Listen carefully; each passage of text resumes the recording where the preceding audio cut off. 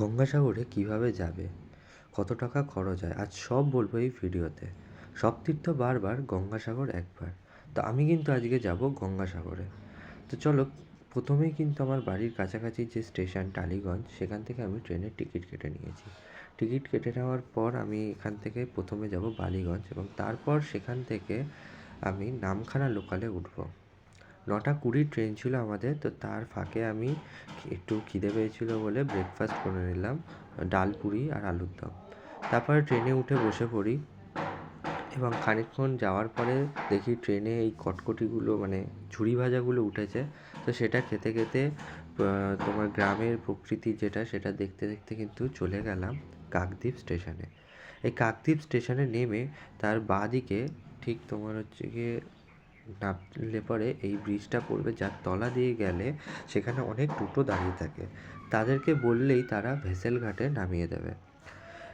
খানিকক্ষণ প্রায় 20 মিনিট যাওয়ার পরে কিন্তু আমরা ভেসেল ঘাটে চলে এসেছি, এবং সেখানে মাথা পিছু 9 টাকা দিয়ে আমরা টিকিট কেটে নিয়েছি। টিকিট কেটে নেওয়ার পর প্রায় আধা ঘন্টা দাঁড়িয়েছিলাম। তারপরে গিয়ে ভেসেল এসছে, এবং ভেসেল আসার পর সেখানে আমরা লাইন দিয়ে সব উঠলাম। শুধু যে মানুষ ওঠে তা নয়, ভেসেলে কিন্তু প্রচুর গাড়ি, বাইক, স্কুটি, সাইকেলও ওঠে, যেগুলো এপার থেকে ওপারে যায়। তো এই গঙ্গা আর সাগরের যে মিলনস্থল, এটাই কিন্তু আমাদের গঙ্গাসাগর। তো আমাদের ভেসেল ছেড়ে দিয়েছে। ছেড়ে দিতে এই যে সুন্দর সমুদ্রের দৃশ্য, রোদ্রের ঝলমল করছে সমুদ্রটা, আর তার থেকেও একটা সুন্দর জিনিস, সেটা হচ্ছে এই পরিযায়ী পাখিগুলো, যেগুলো কিন্তু এই শীতের সময় আসে। এরকম দৃশ্য দেখতে দেখতে পৌঁছে গেলাম আমরা গঙ্গাসাগরে। তো এই গেটটা কিন্তু যে গেটটা দেখছো, সেটা কিন্তু রাতের সৌন্দর্য আরও সুন্দর। তার একটা ছোট্ট ছবি তোমাদেরকে দেখালাম।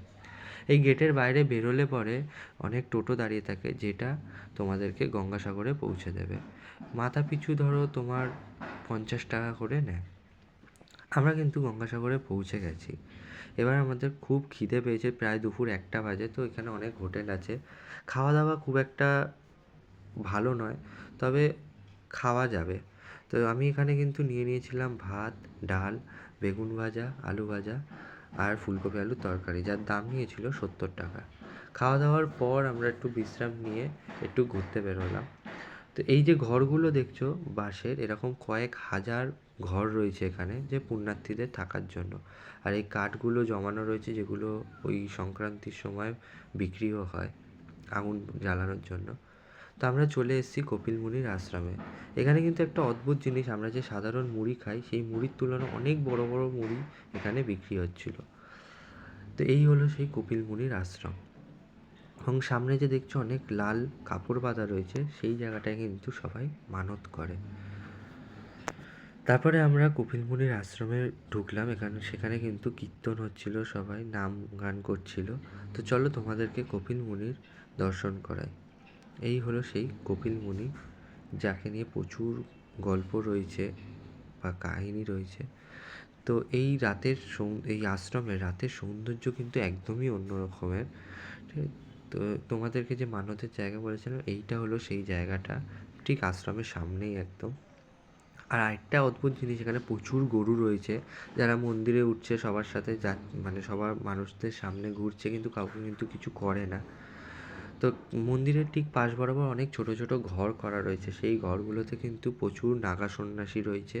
এছাড়া অন্যান্য যে সন্ন্যাসীরা, তারাও কিন্তু রয়েছে, তপস্যা করছে। এই ঠান্ডায় কীভাবে খালি গায়ে তপস্যা করছে জানি না। প্রচণ্ড ঠান্ডা ছিল, এবং ঠান্ডা হাওয়াও দিচ্ছিল। তো মুখ্যমন্ত্রী যেহেতু আসবে তার জন্য কিন্তু রাস্তাও এখানে রং করা হচ্ছিল। তো এই হলো সেই সাগর, যেখানে সংক্রান্তির সময় লক্ষ লক্ষ লোকের ভিড় হয়। এখন যদিও বা ফাঁকা দেখছো, তখন কিন্তু একদমই ফাঁকা থাকে না। তো আর তারপরে আমি পরের দিন সকালবেলায় কিন্তু আবার বাড়ি ফিরে আসি। তো তোমাদের কেমন লাগলো এই ভিডিওটা, অবশ্যই কিন্তু কমেন্টে জানিও। আর অনেক অনেক ধন্যবাদ সবাইকে ভিডিওটা দেখার জন্য।